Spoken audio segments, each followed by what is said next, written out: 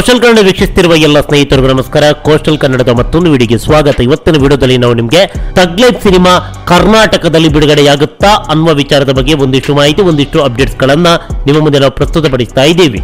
June 5 ಗುರುವಾರದಂದು ಪ್ರಪಂಚದಾದ್ಯಂತ ಏಕಕಾಲಕ್ಕೆ ಥಗ್ life cinema release ಆಗಿತ್ತು. ಕರ್ನಾಟಕವನ್ನ ಹೊರತುಪಡಿಸಿ ಕರ್ನಾಟಕದಲ್ಲಿ ಈ ಸಿನಿಮಾವನ್ನ ತಾತ್ಕಾಲಿಕವಾಗಿ ಬ್ಯಾನ್ ಮಾಡಲಾಗಿದೆ. 10ನೇ ತಾರೀಕಿನಂದು ಈ ಸಿನಿಮಾದ ವಿಚಾರಣೆ ನಡೆಯಲಿದೆ. ಅದಾದ ಬಳಿಕ ಈ ಸಿನಿಮಾ ಕರ್ನಾಟಕದಲ್ಲಿ ಬಿಡುಗಡೆಯಾಗುತ್ತಾ ಅಥವಾ ಆಗಲ್ವಾ ಮುಂದೇನು ಅನ್ನುವ ಪ್ರಶ್ನೆಗೆ ಉತ್ತರ ಸಿಗುತ್ತೆ. ಇವೆಲ್ಲದರ ಮಧ್ಯೆ 10ನೇ ತಾರೀಕಿನ ಬಳಿಕ ಈ ಸಿನಿಮಾವನ್ನ ಕರ್ನಾಟಕ ರಾಜ್ಯಾದ್ಯಂತ ರಿಲೀಸ್ ಮಾಡೋದಕ್ಕೆ ಆದೇಶವನ್ನ ನ್ಯಾಯಾಲಯ ನೀಡಿದ್ರೂ ಕೂಡ ಈ ಸಿನಿಮಾ ರಿಲೀಸ್ ಆಗುತ್ತಾ ಅನ್ನುವ ಬಹುದೊಡ್ಡ ಪ್ರಶ್ನಾರ್ಥಕವೊಂದು ಕಾಡ್ತಾ ಇದೆ. ಯಾಕಂತ ಹೇಳಿದ್ರೆ ಈ ಸಿನಿಮಾಗೆ ಮೊದಲ ದಿನವೇ ಮೊದಲ ಪ್ರದರ್ಶನದ ಬಳಿಕ ನೀರಸವಾದಂತಹ ಪ್ರತಿಕ್ರಿಯೆ ವ್ಯಕ್ತವಾಗಿದೆ. ಈ ಸಿನಿಮಾವನ್ನು ವೀಕ್ಷಣೆ ಮಾಡಿದಂತ ಎಲ್ಲರೂ ಕೂಡ ಈ ಸಿನಿಮಾ ಚೆನ್ನಾಗಿಲ್ಲ, ತುಂಬಾನೇ ಲ್ಯಾಗ್ ಆಗಿದೆ, ಹಾಗೆ ಹೀಗೆ ಅನ್ನುವ ಬಹುದೊಡ್ಡದಾದಂತಹ ಪಟ್ಟಿಯನ್ನು ನೀಡ್ತಾ ಇದ್ದಾರೆ ಈ ಸಿನಿಮಾ ಚೆನ್ನಾಗಿಲ್ಲ ಅಂತ. ಹೀಗಿರ್ಬೇಕಾದ್ರೆ ಈ ಸಿನಿಮಾ ಕರ್ನಾಟಕದಲ್ಲಿ ರಿಲೀಸ್ ಆಗುತ್ತೆ ಅಂತಾದ್ರೆ ಅದು ವಾರಗಳ ಬಳಿಕ. ಈ ಸಿನಿಮಾ ರಿಲೀಸ್ ಆಗುತ್ತೋ ಇಲ್ವೋ ಅನ್ನುವ ಆದೇಶ ಸಿಗೋದು 10ನೇ ತಾರೀಕಿನಂದು. ಒಂದು ವೇಳೆ ಈ ಸಿನಿಮಾ ಕರ್ನಾಟಕದಲ್ಲಿ ರಿಲೀಸ್ ಆಗುತ್ತೆ ಅಂತ ಆದ್ರೆ ಈ ಸಿನಿಮಾ ರಿಲೀಸ್ ಆಗಬೇಕಾಗಿರೋದು ಶುಕ್ರವಾರ 13ನೇ ತಾರೀಕಿನಂದು. ಒಂದು ವಾರಗಳ ಬಳಿಕ ಈ ಸಿನಿಮಾ ಕರ್ನಾಟಕದಲ್ಲಿ ರಿಲೀಸ್ ಆಗುತ್ತಾ?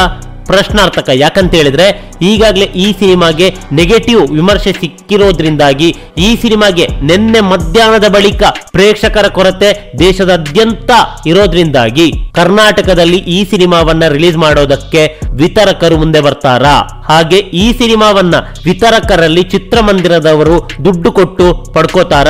ಒಂದು ವೇಳೆ ದುಡ್ಡು ಕೊಟ್ಟು ತೆಗೆದುಕೊಂಡಿದ್ದೇ ಆದ್ರೆ ವಿತರಕರು ಡಿಮ್ಯಾಂಡ್ ಮಾಡುವಂತಹ ಮೊತ್ತಕ್ಕೆ ಇವರು ದುಡ್ಡನ್ನು ಕೊಟ್ಟು ಚಿತ್ರವನ್ನು ತೆಗೆದುಕೊಂಡು ಬಂದು ಪ್ರದರ್ಶನ ಮಾಡ್ತಾರಾ? ಸಾಧ್ಯನೇ ಇಲ್ಲ. ಯಾಕಂತ ಹೇಳಿದ್ರೆ ಈಗಾಗಲೇ ಈ ಸಿನಿಮಾದ ಹಣೆಬರ ಏನು ಅನ್ನೋದು ಎಲ್ಲರೂ ಕೂಡ ಗೊತ್ತಾಗಿದೆ. ಒಂದು ವೇಳೆ ಪ್ರದರ್ಶನ ಮಾಡಿದ್ದೇ ಆದ್ರೆ ವಿತರಕರಿಗೆ ಕೊಡುವಂತಹ ಮೊತ್ತ ಅಷ್ಟೇ ಕಮ್ಮಿ ಆಗಿರುತ್ತೆ. ಅದೇ ರೀತಿ ವಿತರಕರು ಸಿನಿಮಾ ತಂಡಕ್ಕೆ ಕೊಡುವಂತಹ ಮೊತ್ತ ಕೂಡ ಅಷ್ಟೇ ಕಡಿಮೆಯಾಗಿರುತ್ತೆ. ಹೀಗಾಗಿ ಯಾವುದೇ ರೀತಿಯಾದಂತಹ ಲಾಭವಿಲ್ಲ. ಸುಮ್ಮನೆ ಹಾಗೆ ಇರೋದಕ್ಕೆ ಏನೋ ಒಂದು 4 ಕಾಸು ಸಂಪಾದನೆ ಆಗ್ಲಿ ಅಂತ ಕೊಡ್ಬೇಕಷ್ಟೇ. ಅದರ ಮೇಲೆ ಪ್ರೇಕ್ಷಕರು ಬಂದು ಸಿನಿಮಾವನ್ನ ವೀಕ್ಷಣೆ ಮಾಡ್ತಾರಾ? ಸಾಧ್ಯನೇ ಇಲ್ಲ.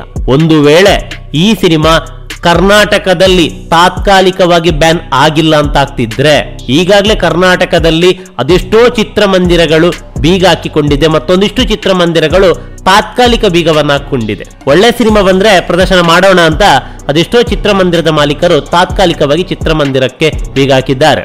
ಅಂತ ಚಿತ್ರಮಂದಿರಗಳ ಪರಿಸ್ಥಿತಿ ಯಾವ ಮಟ್ಟಕ್ಕೆ ಇರಬೇಡ. ಈಗಾಗಲೇ ಗಾಯ ಆಗಿದೆ, ಅದರ ಮೇಲೆ ಬರೆ ಎಳೆದಂತೆ. ಆರಂಭದಲ್ಲಿ ಈ ಸಿನಿಮಾದ ಬಗ್ಗೆ ಸಿಕ್ಕಾಪಟ್ಟೆ ಕ್ರೇಜ್ ಇತ್ತು.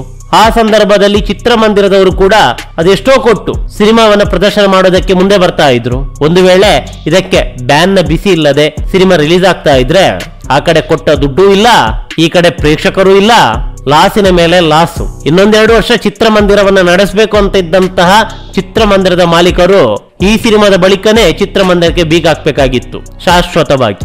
ಆದ್ರೆ ಅವೆಲ್ಲವನ್ನ ಕನ್ನಡಾಂಬೆ ತಪ್ಪಿಸಿದಾಳೆ ಅಂತ ಹೇಳ್ಬೇಕಷ್ಟೇ. ಹೀಗಾಗಿ ಈ ಸಿನಿಮಾಗೆ 10ನೇ ತಾರೀಕಿನ ಬಳಿಕ ರಿಲೀಸ್ ಸಿಕ್ಕಿದ್ರೂ ಕೂಡ ಬಹುತೇಕ ಚಿತ್ರಮಂದಿರಗಳು ಈ ಸಿನಿಮಾವನ್ನ ಪ್ರದರ್ಶನ ಮಾಡುವುದು ಅನುಮಾನ. ಒಂದು ವೇಳೆ ಪ್ರದರ್ಶನ ಮಾಡಿದ್ದೇ ಆದ್ರೂ ಕೂಡ ಅಲ್ಲಿಗೆ ಪ್ರೇಕ್ಷಕರು ಹೋಗಿ ಸಿನಿಮಾವನ್ನ ವೀಕ್ಷಣೆ ಮಾಡೋದು ಕೂಡ ಅಷ್ಟೇ ಅನುಮಾನ.